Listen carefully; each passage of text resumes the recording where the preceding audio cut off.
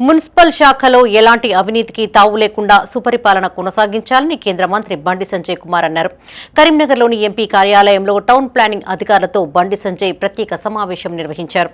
Mayor Koligani Srinivas, deputy mayor Sunil రావులతో కలిసి పలు అంశాలపై చర్చించి సూచనలు చేశారు. ఎన్నికల హామీ మేరకు బండి సంజయ్ మున్సిపల్ శాఖపై ప్రత్యేక దృష్టి సారించారు. ఇళ్ల నిర్మాణాల విషయంలో ఎలాంటి అవకతవకలు జరగకుండా అధికారులు చర్యలు తీసుకోవాలన్నారు. బ్రోకర్లు, ఏజెన్సీల ద్వారా లంచాలు తీసుకుంటే ఇబ్బందులు తప్పవని హెచ్చరించారు.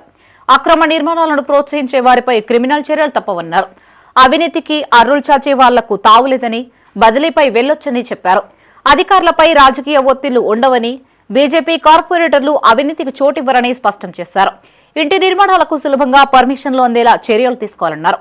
టౌన్ ప్లానింగ్ విభాగంలో మార్పులకు రాష్ట్రంలోనే కరీంనగర్ స్ఫూర్తిగా నిలిచేలా పనిచేయాలని సూచించారు. ఈ సమావేశంలో బండి సంజయ్తో పాటు mayor Koligani Srinivas, deputy mayor Sunil Rao, కార్పొరేటర్లు, టౌన్ ప్లానింగ్ అధికారులు పాల్గొన్నారు.